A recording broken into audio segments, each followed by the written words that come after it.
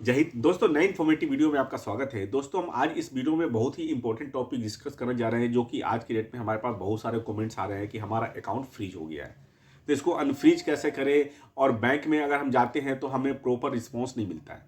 तो दोस्तों, सबसे पहले हमारे चैनल पर नए हैं तो लाइक और सब्सक्राइब जरूर करें, क्योंकि मैं अपने चैनल पर बैंकिंग फाइनेंस रिलेटेड सारा अपडेट्स लेके आता रहता हूँ। तो हम आज इस वीडियो में बात कर रहे हैं कि अकाउंट फ्रीज क्यों होता है, उसको अनफ्रीज कैसे कर सकते हैं, और आगे आपको सावधानी कैसे बरतनी है। क्योंकि बैंकिंग में सबसे बड़ी बात होती है आपको फाइनेंशियल अवेयरनेस की वजह से ही अकाउंट फ्रीज हो रहे हैं आज की डेट में।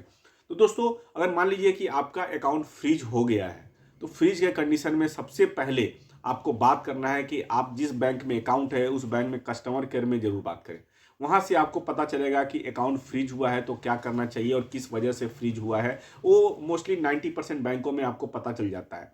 फिर कस्टमर केयर वाले कहते हैं कि अपने नियर बाई ब्रांच या आपका बेस लोकेशन में जहां पे आपका ब्रांच है वहां आप विजिट करें। तो आपको इमिडिएटली विजिट करने की ज़रूरत है वहां। हमारे पास बहुत सारे कमेंट्स ऐसे भी आए कि सर मैं विजिट करता हूं, लेकिन वहां पे हमें प्रॉपर रिस्पॉन्स नहीं मिलता है। तो इसका आंसर सबसे बड़ा है कि आप जब भी अकाउंट फ्रीज का कंडीशन में अगर आप ब्रांच विजिट करते हैं, तो आप डायरेक्ट ब्रांच मैनेजर से मिले, ब्रांच हेड से मिले, जो डिप्टी मैनेजर है उनसे मिले, जो आपको प्रॉपर रिस्पॉन्स करेगा। पहला चीज, बहुत सारे लोग मुझे ये भी क्वेश्चन करते हैं कि जब मैं सैलरी था तो मैं मुंबई में रह रहा था, लेकिन आज की डेट में मैं यूपी में किसी शहर में रह रहा हूँ।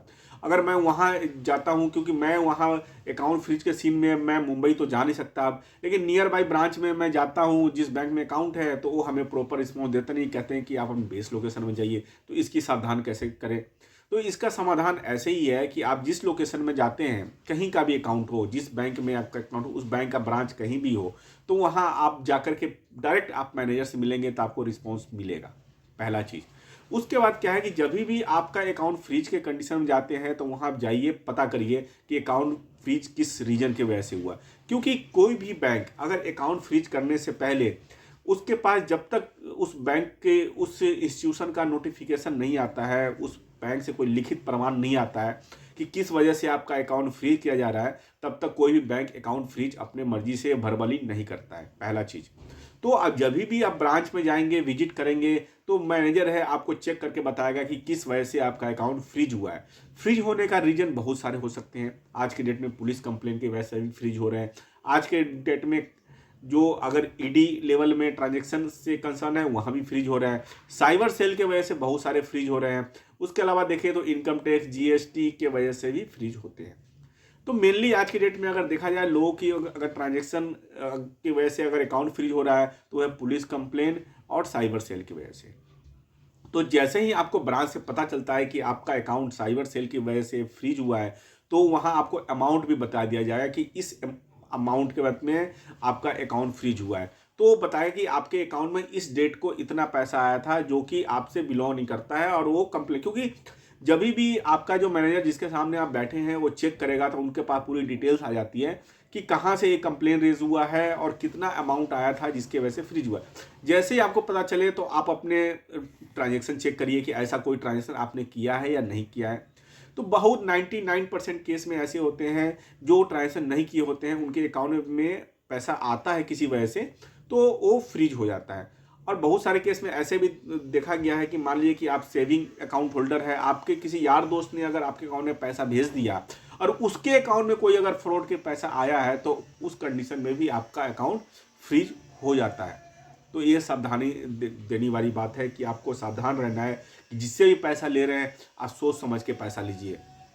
इसके अलावा क्या है, तो आपको जैसे ही पता चलेगा कि आपको मान लीजिए साइबर सेल के वजह से आपका फ्रीज हुआ है, तो उनसे आप रिक्वेस्ट रेस करते, रिटर्न में आप रिक्वेस्ट दीजिए कि ये पैसा मेरे से बिलोंग नहीं करता है, ये पैसा मेरा नहीं है।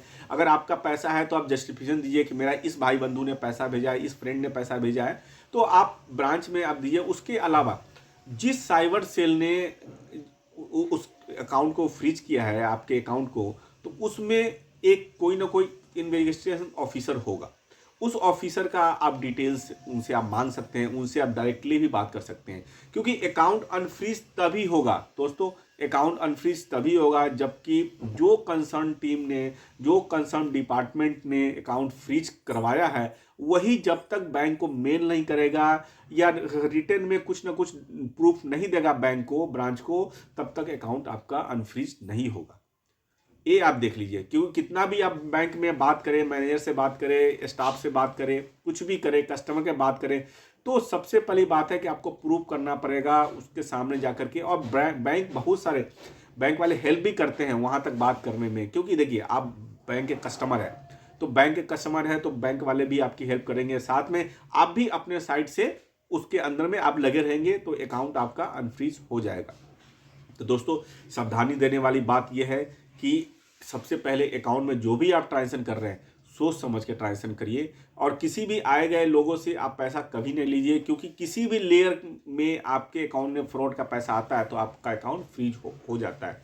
मैं एग्जांपल के साथ बताऊंगी, किसी एक्स पर्सन के अकाउंट में फ्रॉड हुआ, उस एक्स पर्सन का जो पैसा है फ्रॉड होकर के वाई अकाउंट में अगर आता है, वाई अकाउंट से अब मान लीजिए कि आपका सी अकाउंट में आ रहा है और सी अकाउंट के थ्रू भी आपके अकाउंट में आ जाता है पैसा, तो उस कंडीशन में भी आपका अकाउंट फ्रीज हो जाता है। तो ये आपको प्रूफ करना है कि आपको इसके थ्रू पैसा आया, क्या आया, सोच समझ के आप पैसा लीजिए। तो दोस्तों, आशा करता हूँ वीडियो बहुत ही ज़्यादा इंफॉर्मेटिव है। लाइक और शेयर जरूर करें। Thank you very much.